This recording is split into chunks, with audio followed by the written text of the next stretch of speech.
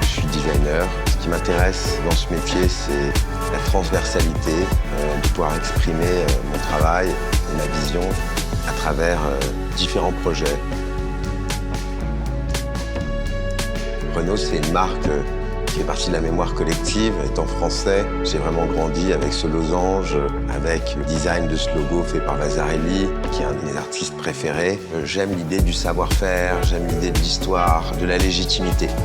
C'est ce que j'ai beaucoup aimé dans notre partenariat avec Renault. On m'a présenté la R17 et c'est vrai que j'ai été très séduit par cette voiture car il y avait pas mal de codes qui définissent mon travail.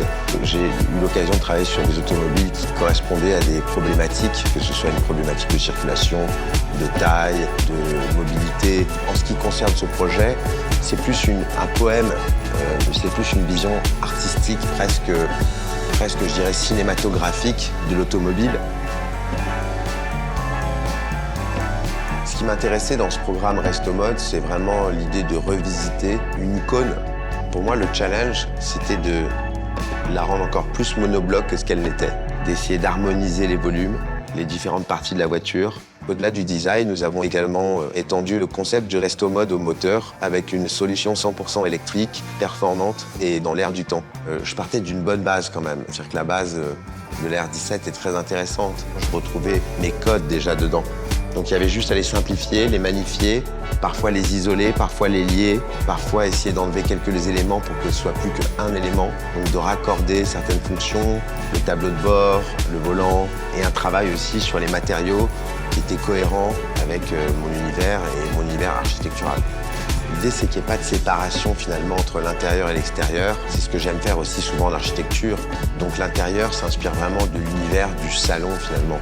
On l'a rendu beaucoup plus domestique, moins automobile.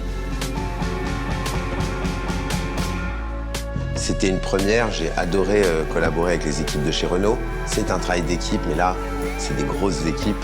Il y a eu tout de suite une compréhension, une vision commune.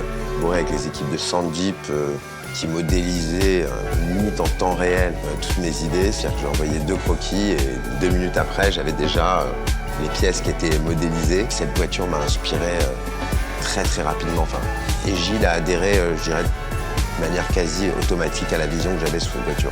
Une voiture, ça peut prendre des années. Là, on est sur un temps de 6 mois. Il y a tout ce travail de réflexion, et il y a aussi ce travail de peur où on se dit est-ce que c'est le bon choix?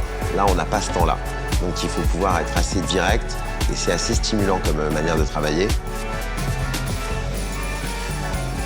C'est la voiture d'un James Bond, mais un peu plus fun, un peu peut-être décalé, peut-être un James Bond qui porterait des pattes d'F et des chemises à fleurs.